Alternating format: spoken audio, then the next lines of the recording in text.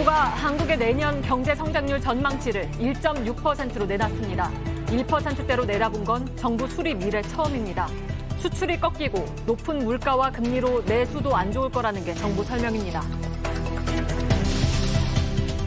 곳곳에 내렸던 눈이 잠시 그쳤지만 충남과 호남, 제주에는 내일 또 많이 오겠습니다. 기온도 크게 내려가서 내일 아침 수도권은 영하 10도 안팎의 강추위가 예상됩니다. 전직 대통령 박근혜 씨의 탄핵 정국 당시 국군 기무사령부가 보수단체 활동을 지원한 정황이 담긴 문건이 공개됐습니다. 문건을 공개한 군 인권센터는 기무사가 대통령에게 보수단체 단체장에 대한 격려 전화를 건의하는 등 이른바 태극기 부대의 활동을 지원하며 국내 정치에 개입했다고 주장했습니다. 시청자 여러분, JTBC 뉴스룸입니다. 오늘 뉴스룸의 첫 소식은 내년 경제 성장률입니다. 정부가 오늘 내년 경제 성장률 전망치를 내놨는데 1.6%입니다. 전망 자체를 1%대로 한 것은 정부 수립 이후 이번이 처음입니다. 그만큼 경기가 안 좋을 것이라는 얘기입니다. 특히 수출이 부진할 것으로 내다봤는데 정부의 대책에는 수출 지원책 같은 건 별로 없고 부실기업 정리 등 리스크 관리에만 힘을 줬습니다. 먼저 이상화 기자의 보도를 보고 경제 성장률 1%대의 의미, 우리 삶은 어떻게 바뀌는지 정원석 기자가 짚어드립니다. 정부가 오늘 내놓은 경제정책 방향에서 가장 눈길을 끈 건 성장률이었습니다. 올해 6월만 해도 올해와 비슷한 2%대 중반으로 봤는데 이번엔 1.6%로 낮췄습니다.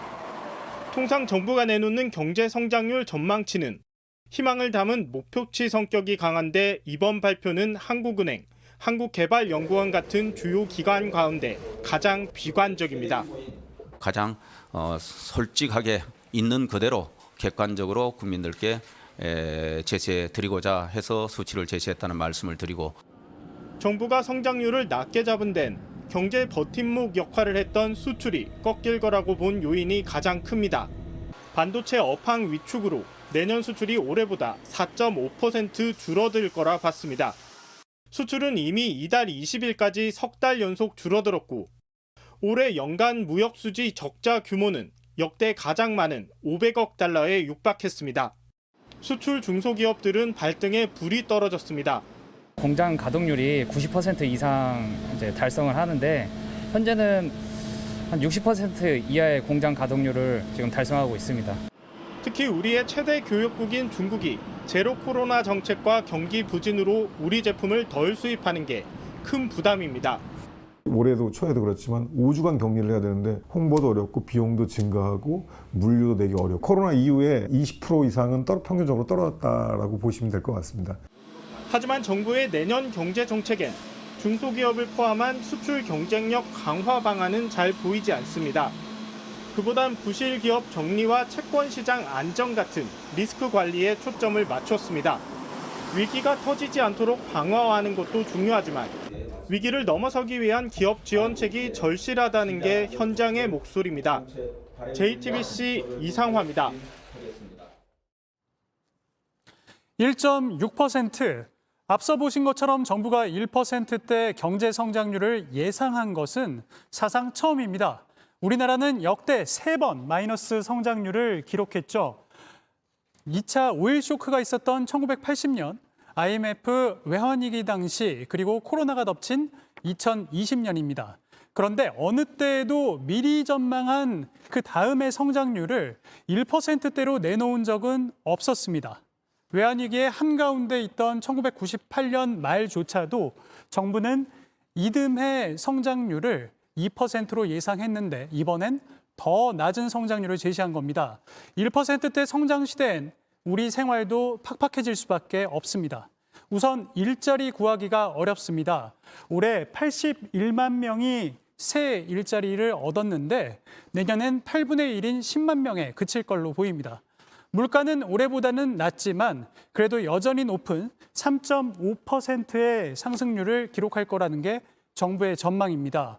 2%대로 내려오지 않는 이상 높은 금리를 유지하겠다는 게 한국은행의 입장이어서 대출 이자 부담은 그대로거나 더 커질 가능성이 큽니다. 1%대 성장 시대를 정리하자면 소비자가 지갑을 열지 못하고 기업은 돈을 많이 못 벌면서 일자리는 많이 늘지 않는 이 악순환의 고리에 빠질 수 있다는 뜻입니다. 조금 희망적인 부분은 내년 하반기는 상반기보다 사정이 나아질 수 있다는 건데요. 이마저도 워낙 대외 변수가 크기 때문에 낙관할 수는 없습니다. JTBC 정원석입니다.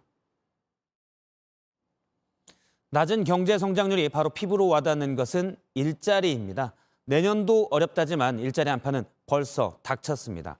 지금부터는 일자리 문제를 짚어볼 텐데 먼저 청년 일자리입니다. 통계상으로는 청년층 고용률이 조금 늘었다지만 내용을 뜯어보면 늘어난 일자리의 70%가 이른바 알바 자리입니다. 공다솜 기자가 취재했습니다.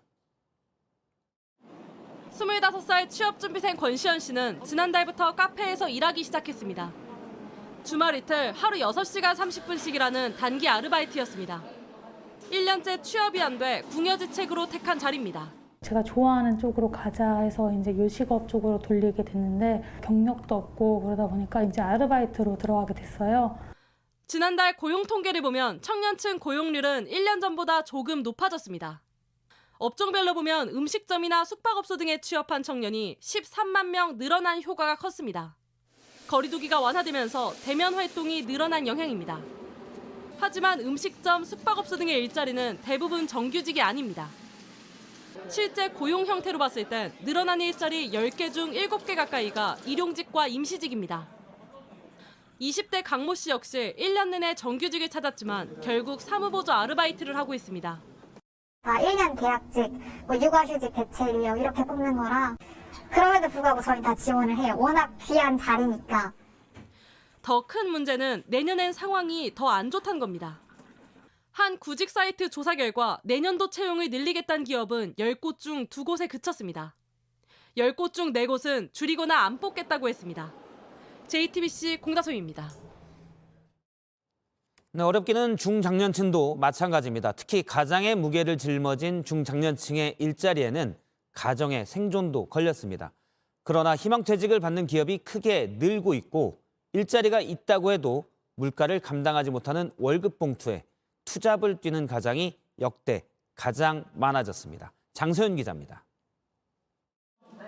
서울의 한 고용복지센터입니다. 평일 낮 40, 50대 30명가량이 모여 있습니다. 실업급여를 어떻게 해야 받을 수 있는지 설명을 듣고 있는 겁니다. 대부분 집안의 생계를 책임지는 가장들입니다. 그전 회사에서 새로 시작했던 사업이 성과가 안 좋아서 사업 자체를 이제 철수하게 되면서 이제 공고사직을 받았죠. 애들이 혹시 아빠의 실직을 알까봐 눈치 보이는 것도 있고. 이렇게 일자리를 잃는 가장이 늘어난 건 곳곳에서 감원 한파가 불어오고 있기 때문입니다. 유통업계부터 금융권까지 줄줄이 희망퇴직 신청을 받고 있습니다. 40대의 고용 상황이 가장 안 좋은 상황이거든요, 지금. 기업 입장에서는 아무래도 경기도 그렇고 고용도 어느 정도는 둔화 추세로 접어들 것을 고려하지 않을 수 없기 때문에. 본업이 있어도 생활비나 대출이자를 버텨낼 재간이 없어서 부업을 하는 이들도 눈에 띄게 늘었습니다.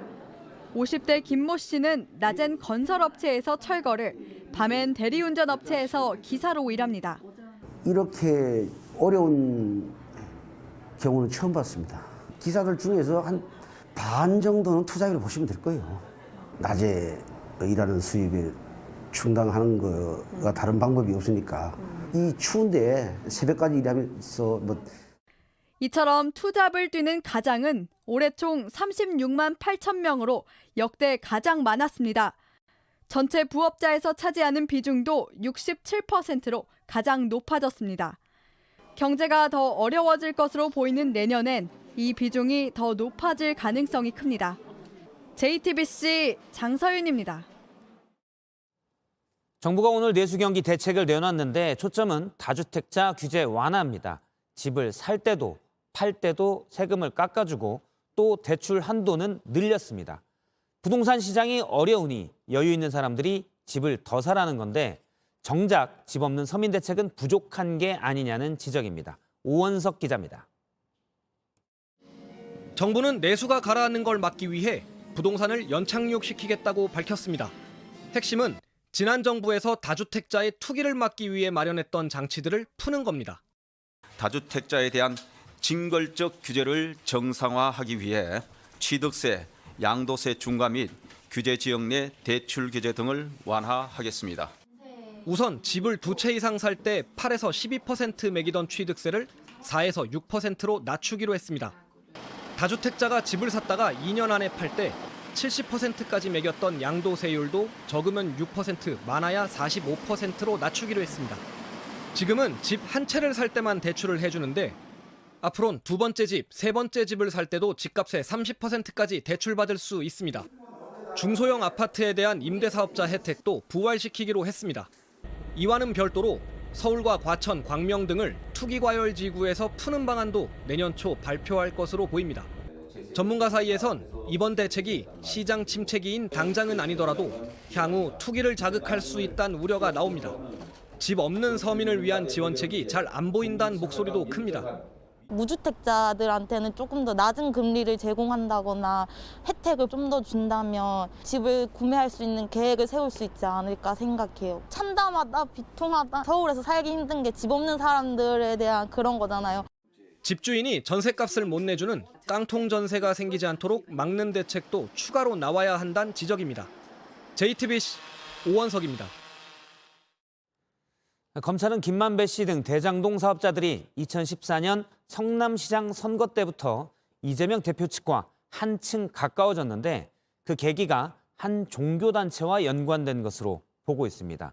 남욱 변호사가 이 종교단체를 지원했는데 취재 결과 이 단체 덕에 이 대표 측이 당시 선거에서 9,000표를 더 받았다는 진술을 확보했습니다. 박사라 기자입니다.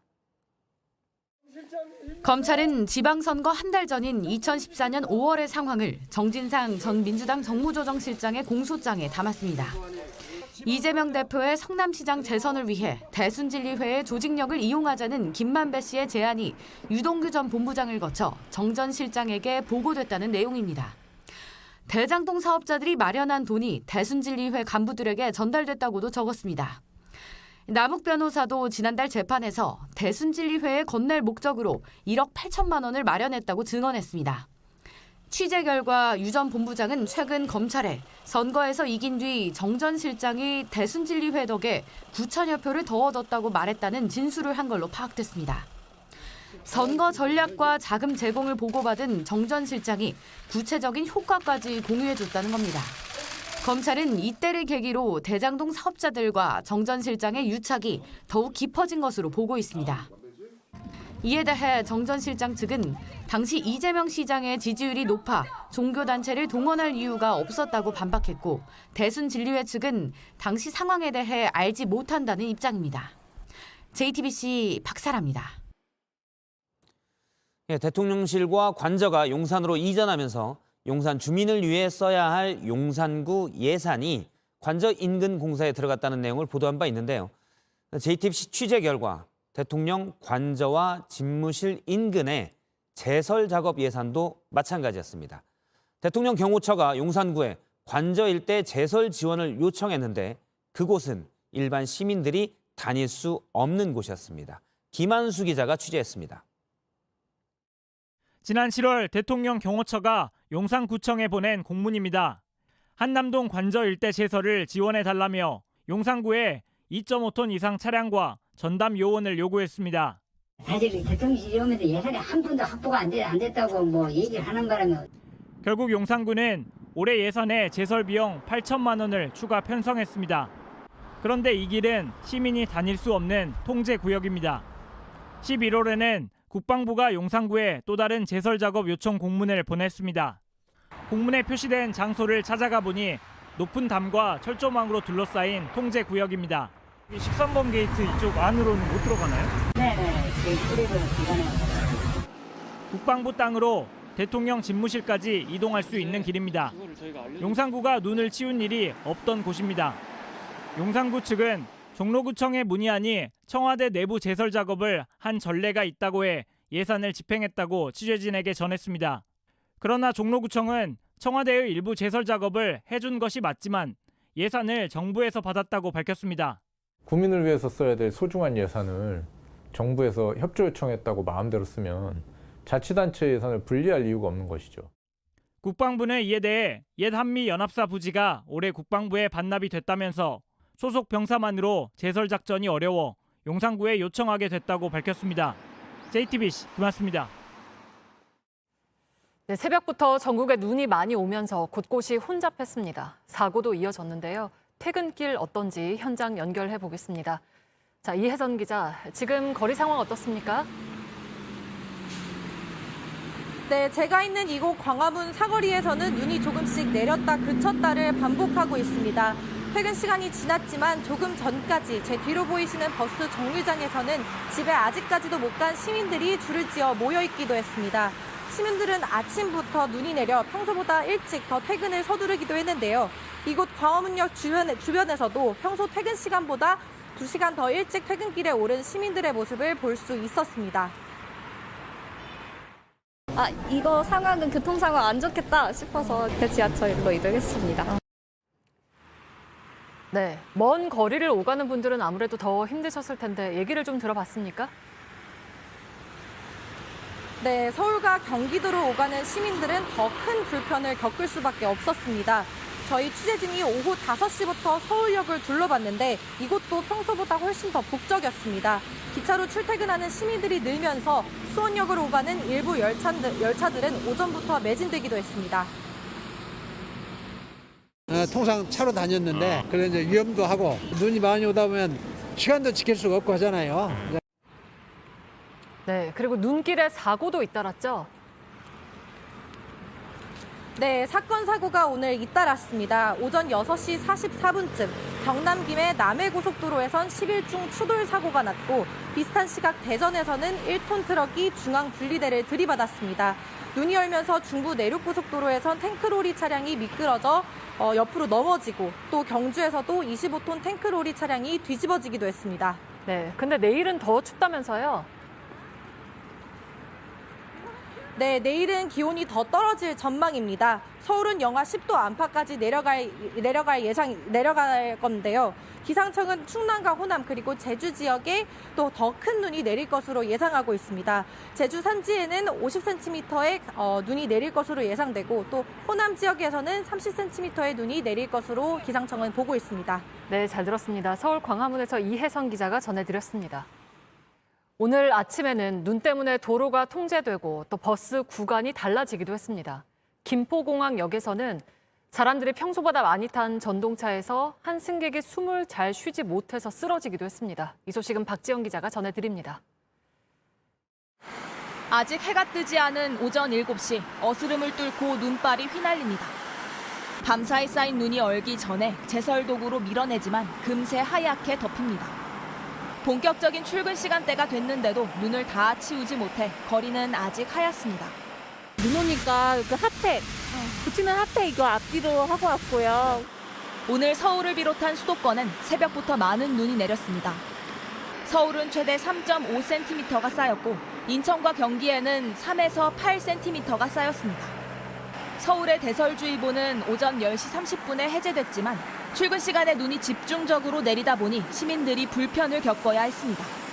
서울 시내버스 일부 노선이 우회하기도 했고 동부간선 도로는 한때 제설 작업으로 통제됐습니다.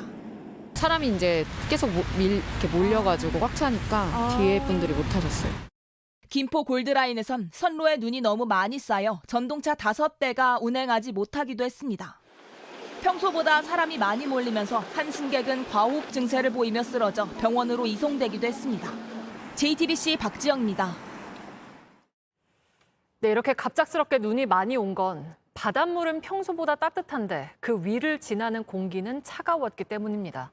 또 내일부터 다시 추워지면서 눈이 얼어붙을 수 있으니 안전에 특히 유의하셔야겠습니다. 박상욱 기자입니다. 흰 눈이 펑펑 내립니다. 곳곳이 하얗습니다. 이렇게 한파와 함께 많은 눈이 내리게 된 건 호수 효과 때문입니다. 따뜻한 호수 위로 차가운 공기가 불어올 때 수증기가 공급되면서 눈이나 비가 내리는 현상인데요. 현재 우리나라의 바다를 보시면 해수 온도 그렇고 그 바다 위의 기온도 그렇고 모두 평년보다 높은 그런 상태입니다. 때문에 북쪽에서 내려온 찬 공기 그리고 이 바다의 수증기가 만나면서 많은 양의 눈이 내리게 되는 겁니다. 충남과 호남에 대설 예비특보가 내려진 이유입니다. 한파특보가 내려진 중부지방엔 빙판길이 걱정입니다. 빙판길 교통사고의 치사율은 2.9%로 마른 노면 대비 80% 많습니다. 중상자 비율 역시 빙판길 사고가 더 높습니다. 특히 눈에는 잘 보이지 않지만 블랙아이스라고 불리는 도로 위의 살얼음은 더 그렇습니다. 헛돌고 미끄러지고 부딪히고 차가 제멋대로 움직입니다. 일반 도로와 다리 위 도로 온도를 비교해봤습니다. 새벽 4시부터 오전 9시, 다리 위는 기온보다 최고 2도나 더 낮습니다. 출근길 다리 위에서 블랙아이스의 위험이 가장 높은 겁니다. 한파가 끝나더라도 기온이 한 자릿수에 머문다면 언제든 살얼음길이 만들어질 수 있습니다. JTBC 박상욱입니다. 이태원 참사의 진상 규명을 위해서 국회에서 꾸려진 국정조사 특위가 현장 조사를 시작으로 첫걸음을 뗐습니다. 50일 넘게 사고 현장 곁을 지켜온 추모 공간은 오늘 정리됐습니다. 조혜연 기자입니다. 국정조사는 서울경찰청 112 상황실과 관련한 부분에서 가장 달아올랐습니다. 참사 당일 오후 6시 34분부터 11건의 신고가 이어졌는데도 제대로 대응하지 못한 경찰을 질타했습니다. 신속 대응해야 하는 코드 제로 상황에도 김광호 서울청장에게 보고가 안 된 이유를 물었습니다.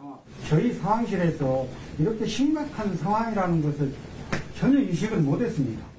김 청장도 아무 보고를 못 받았다고 다시 인정했습니다. 퇴근 무렵까지 저는 전혀 보고받은 바가 없습니다. 서울시청으로 이어진 국정조사에선 오세훈 시장을 상대로 서울시의 부실 대응도 문제 삼았습니다. 하지만 국정조사는 지금까지 드러난 문제점들을 반복적으로 다시 확인하는 데 그쳤습니다. 국정조사가 시작되기 전 유족들은 위원들에게 다시 한번 호소했습니다. 우리는 지금 바라는 것은 딱 한 가지, 진실만 밝혀달라는 거예요. 애들이 어떻게 해서 죽었으면.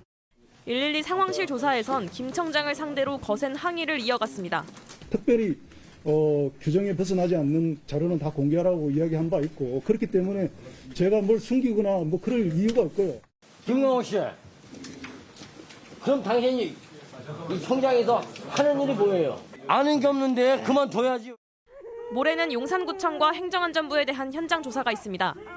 이런 가운데 시민들이 50일 넘게 꾸려온 이태원역 앞 추모 공간은 오늘 치워졌습니다. JTBC 조혜연입니다. 한편 유가족들을 겨냥한 악성 댓글을 막겠다던 경찰의 대응이 잘 이루어지고 있는지 저희가 살펴봤습니다. 대책 상황실까지 따로 꾸렸지만 경찰이 이번 달에 단속한 악성 게시글은 단 2건이었습니다. 배양진 기자입니다.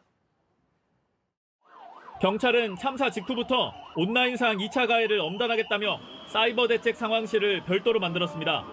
조치가 제대로 이루어지고 있는지 살펴봤습니다. 첫 2주 동안엔 악성 게시글 30건을 단속해 수사에 착수하고 432건을 삭제 요청했습니다. 그런데 그 다음 2주 동안엔 수사 착수 6건, 삭제 차단 요청 88건으로 활동이 줄었습니다. 특히 이달 들어선 단 2건만 단속해 수사에 들어갔습니다. 2차 피해가 여전한데 경찰이 사실상 손을 놓고 있는 것 아니냐는 지적이 나옵니다. 생색내기식으로 반짝 단속에 나서는 듯 운영을 하다가 시간이 지나고 나니 방치하는 것이 아닌가라는 의구심이 듭니다. 경찰이 사실상 피해자들에 대한 2차 가해를 방조하고 있다고. 실제 온라인과 소셜미디어 등에선 차마 입에 담기 어려운 비하성 발언과 댓글이 이어지고 있습니다. 이게 우연이라도 보게 되거든요. 유가족들이 피부로 느끼고 있는 점에서는 전혀 줄어들었다는 느낌을 못 가지고 있습니다. 경찰은 먼저 입건한 사건부터 수사하고 있다며 앞으로 단속 활동도 적극적으로 이어가겠다고 밝혔습니다. JTBC 배양진입니다. 코로나와 함께한 지난 3년 동안 우리 아이들도 똑같이 마스크를 썼고 하면 안 되는 것들도 많았습니다. 이랬던 시간들이 아이들에게 어떤 영향을 줬을지 저희가 어제 전해드렸는데요. 그럼 다른 나라 아이들은 어땠을까요? 아이들의 세상이 어떻게 달랐는지 오늘은 영국으로 가보겠습니다. 먼저 백희영 기자입니다.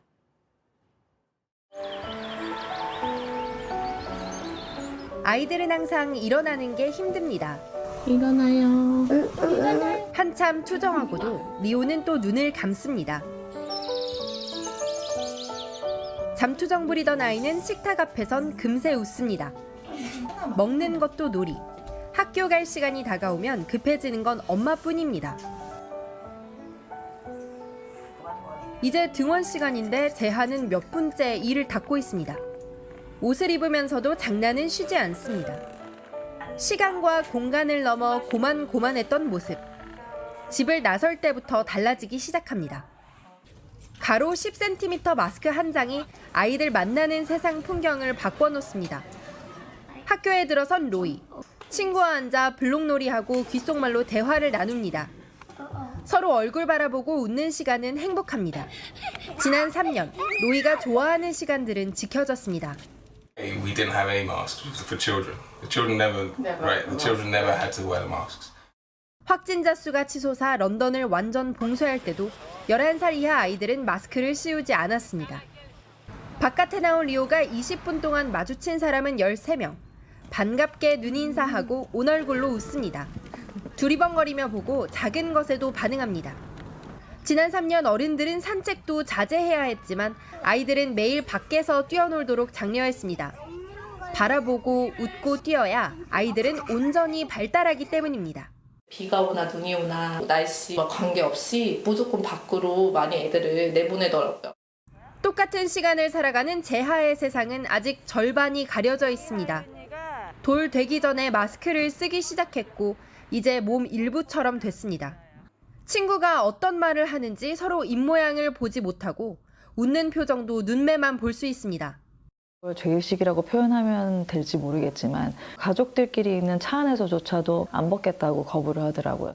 지금도 세계 곳곳 아이들은 커가고 있습니다.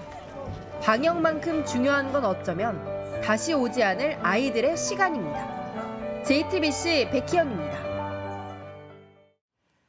지난 시간들은 달랐지만 아이들이 마주할 앞으로의 시간들이 있습니다. 우리가 당장 뭘 준비하면 좋을지, 참고할 만한 점이 뭐가 있을지는 신진 기자가 전해드리겠습니다.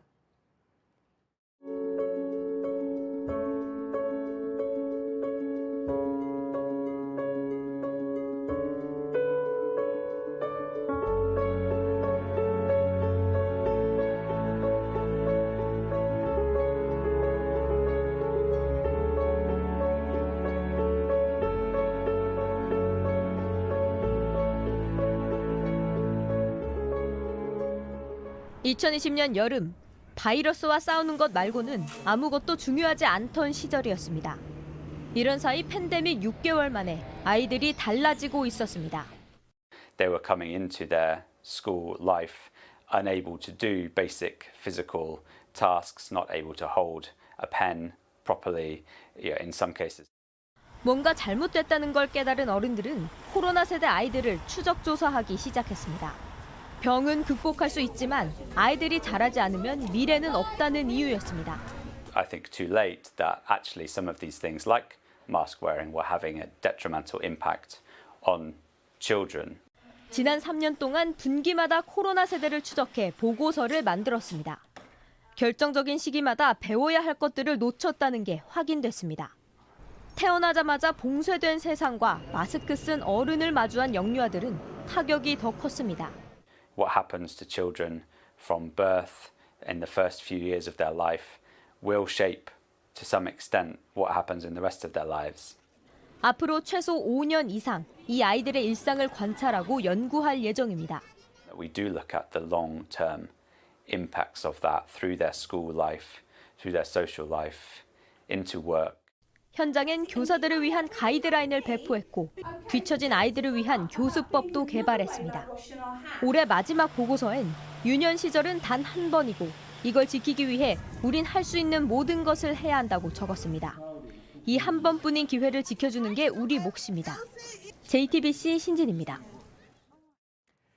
중국에서는 앞으로 코로나에 걸려 숨지더라도 폐렴과 호흡기 이상이 확인될 경우에만 코로나 사망자로 집계하기로 했습니다. 급하게 방역을 풀며 사망자가 크게 늘자 책임을 피하려는 거 아니냐 하는 분석입니다.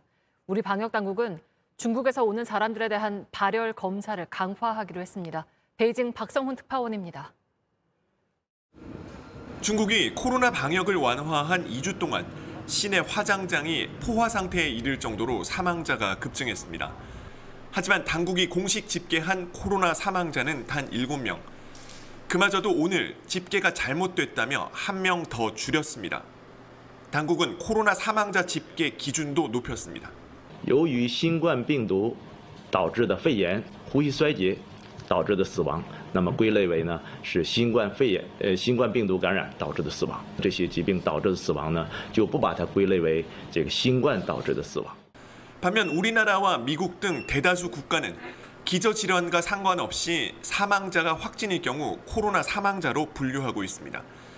중국 당국이 대책 없이 방역을 풀어 사망자가 급증하고 사회 문제로 번지자 의도적으로 사망자 숫자를 줄이려는 게 아니냐는 지적이 나옵니다. 중국 SNS에선 에이즈 환자가 심정지로 사망하면 사망 원인이 심장마비냐는 비난도 나오고 있습니다. 중국의 코로나 상황이 심각해지자 우리 방역 당국은 중국을 표적 검역국으로 지정하고 입국자에 대해 발열 검사를 강화하기로 했습니다. 베이징에서 JTBC 박성훈입니다. 전직 대통령 박근혜 씨 탄핵 당시 옛 국군기무사령부가 탄핵 반대 집회에 개입했다는 의혹이 제기됐습니다. 당시 기무사의 내부 문건이 공개됐는데 거기에는 기무사가 위축된 보수단체의 활동을 지원하고 대통령이 주요 보수단체의 대표에게 격려 전화를 하자는 제안이 담겨 있었습니다. 윤정민 기자입니다.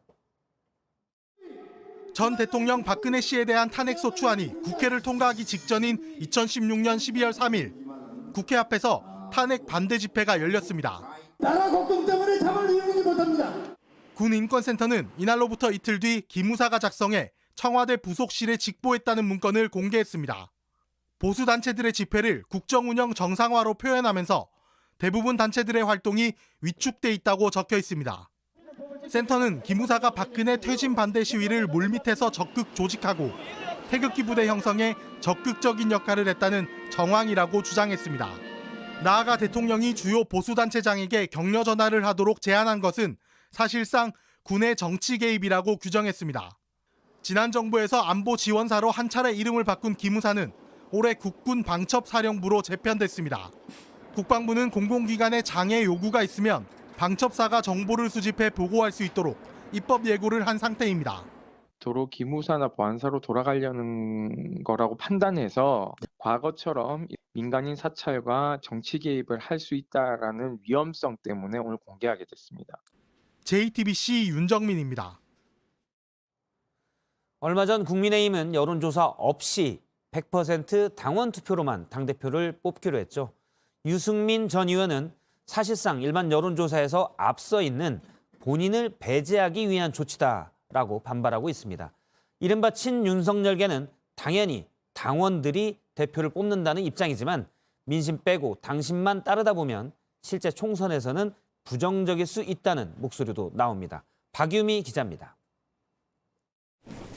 당대표 경선 방식을 바꾸는 안건은 오는 23일 전국위원회 의결만 남아 있습니다. 여론조사를 제외하고 100% 당원 투표만 반영하는 방식입니다. 유승민 전 의원은 본인을 떨어뜨리기 위한 조치라고 반발하고 있습니다. 민심에서 압도적으로 앞서가니까 저를 어떻게든 이렇게 당대표 떨어뜨리려고 저렇게까지 무리를 하는 건데. 실제 일반 국민을 대상으로 하는 여론조사에서 유 전 의원은 다른 주자들을 크게 따돌리고 있습니다. 반면 국민의힘 지지층으로 좁히면 나경원, 안철수, 유승민 순으로 순위가 뒤집힙니다. 일반 국민 여론조사 30%를 반영하는 기존 룰을 바꿀 경우 공정성에 문제가 있다는 지적이 나오는 이유입니다. 유 전 의원은 JTBC와 통화에서 여러 불리한 조건에도 불구하고 당대표에 도전하는 게 정치적 소명인지 계속 고민하고 있다고 전했습니다. 하지만 친윤석열계 의원들은 특정 주자를 염두에 둔 게 아니라고 반박했습니다. 당원들이 당대표를 뽑는 것을 반대하는 분들, 당원을 폄훼하는 거 아닙니까? 경선룰 변경을 둘러싼 잡음이 커지면서 당내에선 총선 민심에도 부정적 영향을 끼칠 수 있다는 우려가 나오고 있습니다. JTBC 박유미입니다. 경제단체들이 연말에 기업인들을 대거 특별 사면해달라고 요청했습니다. 어려운 경제 살리기에 대기업 총수들의 힘이 필요하다는 얘기입니다. 하지만 시민단체에서는 명분도 효과도 없다고 반박했습니다. 김도훈 기자입니다. 연말에 기업인을 사면해달라는 의견을 모은 경제단체는 대한상공회의소와 전국경제인연합회 등 6곳입니다. 대한상공회의소가 대표로 정부의 특사를 건의하기로 했습니다. 내년 경제가 올해보다 어려울 걸로 보이는 상황에서 위기 돌파를 위해서는 총수급이 과감한 투자 등을 결정할 수 있어야 한다는 겁니다. 사면 복권 대상 명단에는 박창구 금요석유화학 회장과 이호진 전 태광그룹 회장, 이중근 전 부용그룹 회장과 최지성 전 삼성전자 미래전략실장 등이 포함된 것으로 알려졌습니다. 경제개혁연대를 비롯한 5개 시민단체는 공동성명을 내고 강하게 반발했습니다. 특히 황제보석 논란을 일으킨 이호진 전 회장은 남은 범죄 혐의가 있고 박창구 전 회장은 취업 제한 규정을 위반해서 안 된다고 지적했습니다. 사면 효과도 적다고 강조했습니다. 재벌 총수들을 복권시켜서 경영에 복귀를 해서 실제로 투자가 늘어난다고 하더라도 정부가 기대하는 경제 활성화나 투자 효과가 발생한다고 보기도 어려울 뿐만 아니라 굉장히 후진적인 이렇게 정치 행태인 것 같습니다. 법무부는 오는 23일 사면심사위원회에서 연말 특별사면 대상자를 최종 선정합니다. 윤석열 대통령이 오는 27일 국무회의에서 연말 특별사면 명단을 확정하게 되면 곧바로 28일 0시에 사면됩니다. JTBC 김도훈입니다. 지난달 경기도 의왕의 오봉역에서 선로 작업을 하던 코레일 직원이 화물 열차에 치여 숨지는 일이 있었습니다. 당시에 사고 원인을 놓고 여러 가능성이 제기됐는데 새로운 정황이 드러났습니다. 사고를 낸 기관차는 수습기관사가 몰았고 선임 기관사는 휴대전화를 보고 있는 CCTV 장면이 나왔다는 겁니다. 김민 기자입니다. 지난달 5일 저녁 오봉역에선 작업 중이던 코레일 직원이 화물열차에 치여 숨졌습니다. 작업 중에 열차가 잘못된 선로로 진입하면서 참변을 당한 겁니다.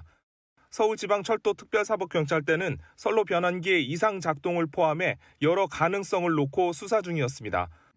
그런데 전방 선로를 비추는 CCTV에서 새로운 정황이 드러났습니다.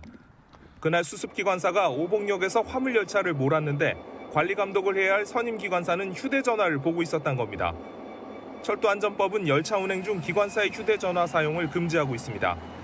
철도특별사법경찰대는 해당 열차 기관사 2명을 업무상 과실치사 혐의로 수사 중입니다. 철도노조는 사고 수사와는 별도로 인력 부족 문제를 해결해야 재발을 막을 수 있다고 지적합니다. 위험하기도 위험하지만 어쨌든 노동 강도도 굉장히 높고 업무량이 좀 많은 곳입니다. 인력이 워낙 부족하다 보니까 이날도 최소한 3인이 근무했다라고 하면 국토부는 올해 4번째 사망사고를 낸 코레일에 대해 감사와 특별점검을 벌이고 있습니다. JTBC 김민희입니다. 신종 마약 43억 원어치를 몰래 들여온 외국인 13명과 한국인 1명이 재판에 넘겨졌습니다. 이들은 지난 2월부터 국제 우편을 이용해서 마약을 화장품이나 초콜릿 등으로 위장해 국내에 몰래 들여온 걸로 조사됐습니다. 오늘 오전 8시 50분쯤 전북 군산시 어청도 남서쪽 25km 바다에서 1,865톤급 화물선이 기울어지고 있다는 신고가 들어왔습니다. 배에 타고 있던 선원 9명은 모두 무사히 구조됐고 신고가 있은 지 2시간 뒤 배는 완전히 가라앉았습니다. 미국 캘리포니아주 북부의 작은 마을 펀데일 근처에서 현지 시간으로 20일 오전 2시 34분쯤 규모 6.4의 지진이 났습니다. 현재까지 2명이 숨진 가운데 가스가 누출되고 7만여 가구가 정전 피해를 입은 걸로 전해졌습니다. 밤사이 내린 눈 때문에 아침 저녁으로 고생하셨죠. 눈길 교통사고로 곳곳에서 도로가 통제되기도 했는데요. 이런 날 운전하실 때 특히 더 조심하셔야 한다는 걸 오늘의 모바일 디 이슈로 보여드리겠습니다.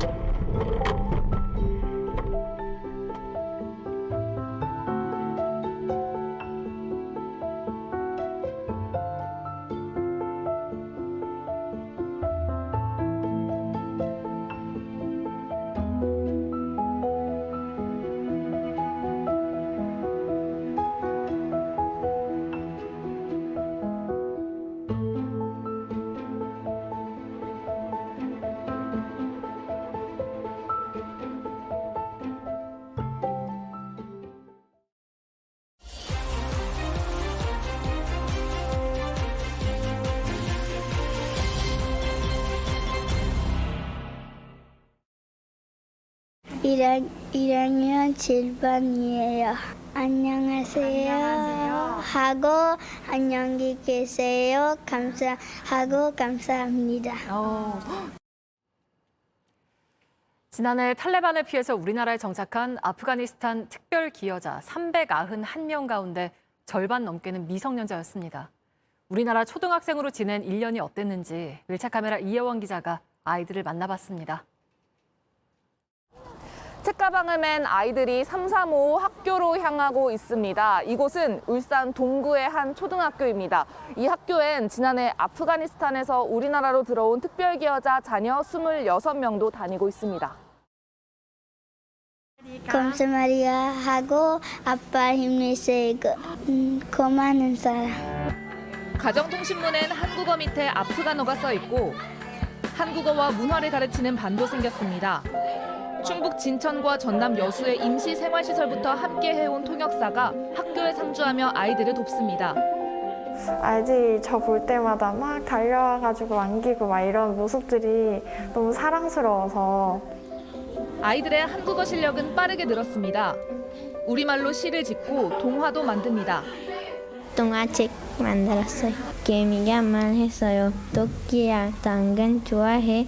그래, 너무 좋아해. 좋아하는 것도 많아졌습니다. 떡볶이 급식실에서 먹었어요.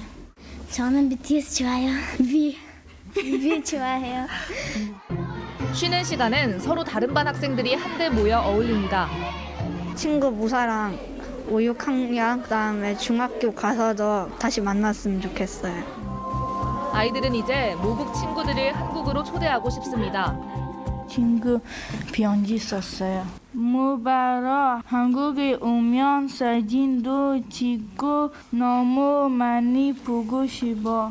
한꺼번에 많은 다문화 가정이 갑작스럽게 이주하는 과정에서 상당히 어려운 그런 상황이었지만 서로 이해하고 그런 노력해준 결과 지금은 서로 잘 어울리고. 졸업을 앞둔 6학년 담임 선생님의 눈시울이 붉어집니다. 소중한 시간들을 잘 기억하고 그 마음을 끝까지 간직해서 한국에서 잘 적응할 수 있기를 선생님은 기도할게. 고국을 떠나는 일이 어려웠지만 بایکام در پشت ما بود. دیگه بسیار وضعیت خراب بود. ما اینو میجستا بودیم طالبان میزد هر کس پیش نبیه. بسیار خوش شدیم به خاطر که زیاد زحمت دیده بودیم درا. بسیار همی که آمدیم بسیار خوش شدیم. از خوشی دیگه گفتن نمیدانستیم به خاطر که ما زیاد رنج زحمت دیده بودیم. 5살 막내딸이 TV로 한국 노래를 듣고 12살 첫째는 한국어 발표 대회에 나가 은상을 받아왔습니다.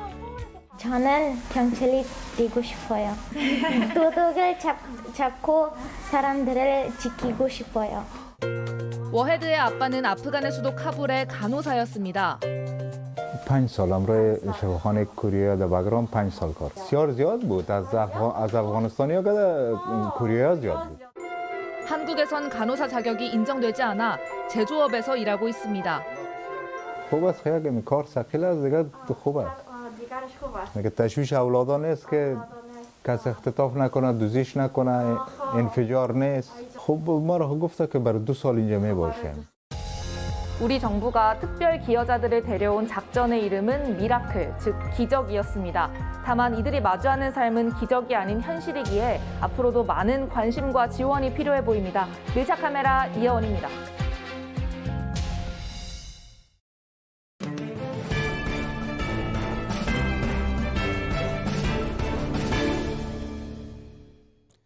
정진석 국민의힘 비대위원장의 오늘 모습입니다. 비대위 출범 100일을 맞아 지도부가 함께 연탄 봉사에 나섰는데요. 전달 속도는 메시의 드리블 속도로. 분위기는 좋아 보입니다. 정진석 위원장은 약자와 동행을 강조했습니다. 집권 여당의 비대위원장이 약자와의 동행에 솔선수범하는 것은 물론 좋은 일입니다. 하지만 또 중요한 일도 있죠. 연탄은 날랐지만 실제 취약계층에 지원할 연탄 등의 예산은 지금 국회에 멈춰 있습니다. 복구되긴 했지만 당초 정부안은 깎이기까지 했었습니다. 또 취약계층에게 이미 책정된 난방비 지원도 지난해 5만 가구가 넘게 받지 못했습니다. 금액으로는 300억 원이 넘습니다. 문자 한 통 달랑 보내니 이게 뭔가 하고 제대로 신청하지 못했기 때문입니다. 네, 연탄 한 장 한 장 나르는 것도 중요하지만 제대로 전달되지 못한 300억 원 넘는 에너지 바우처. 앞으로는 잘 전달되길 바라겠습니다. 다시 보겠습니다. 네, 이번엔 기상센터 연결합니다. 이재승 기자, 요즘처럼 추울 때 길고양이들이 자동차 엔진룸에 들어가 있는 경우가 많죠? 네, 이 겨울에는 추위를 피해 이 고양이들이 차량 아래쪽으로 들어가는 숨어드는 사례가 적지 않습니다. 운전자가 이를 모르고 시동을 걸 경우에 고양이가 미처 빠져나오지 못해 다치거나 죽기도 하고요. 또 차량 파손으로 이어지기도 합니다. 그 고양이가 다리 위에서 발견되기도 하는데 주행 도중에 차량에서 떨어진 것으로 추정이 됩니다. 강원도에서만 최근 3년간 한번 살펴볼 텐데요. 강원도에서 봤을 때 최근 3년간 엔진룸 속의 고양이 신고 건수는 소방이 출동한 건수가 104건이고요. 12월에만 17건이 발생했습니다. 시동을 켜기 전에 이 보닛을 똑똑똑 두드리거나 자동차 문을 강하게 닫기, 그리고 경적을 울리는 등의 고양이가 달아날 수 있는 시간을 줘야 합니다. 사소한 동작이지만 고양이의 목숨도 살리고 또 내 차량도 보호하는 방법입니다. 네, 꼭 좀 기억해 주시면 좋겠네요. 내일 날씨 어떻습니까? 네, 오늘 잠시 추위가 주춤했었는데요. 밤사이 기온이 크게 떨어지면서 다시 찾아옵니다. 또 충청과 전라도, 제주도를 중심으로 폭설이 쏟아질 것으로 보이는데 쌓인 눈이 발목을 넘는 곳도 많이 있겠습니다. 자, 자세한 예상 적설량 먼저 살펴보겠습니다. 토요일까지 적설량인데요. 제주 산간 지역으로는 최고 50cm 이상의 많은 눈이 쏟아지고 또 충남 서해안과 전라도를 중심으로도 최고 30cm의 눈이 내리겠습니다. 이번 눈은 서해안뿐만 아니라 내륙 쪽으로도 깊숙이 들어오겠는데요. 충북 같은 경우도 최고 15cm가량의 눈이 쌓일 것으로 전망됩니다. 자세한 전국 날씨 보겠습니다. 내일 서울 등 수도권은 가끔 구름이 끼겠고 충청도와 전라도를 중심으로 눈이 오겠습니다. 기온 보시면 아침과 낮 기온 모두 오늘보다 5도에서 많게는 10도가량 낮겠는데요. 아침 기온은 서울 영하 9도, 춘천 영하 11도, 대구 영하 4도까지 떨어지겠고 낮 기온도 서울 영하 6도, 전주 영하 2도에 머물겠습니다. 네, 모레 금요일엔 서울의 아침 기온이 영하 14도까지 내려가겠고요. 평탄적인 일요일은 서울 등 대부분 지역이 대체로 맑을 것으로 전망됩니다. 지금까지 기상센터였습니다. 네, 잠시 뒤 유튜브에서는 뉴스룸 D가 이어집니다. 대통령의 소통과 또 민주당 신현영 의원의 이른바 닥터카 논란을 주제로 김근식, 윤희석, 박원석, 김성회 네 분과 함께 이야기해보겠습니다. 네, 오늘 뉴스룸은 여기까지입니다. 시청해주신 여러분 고맙습니다.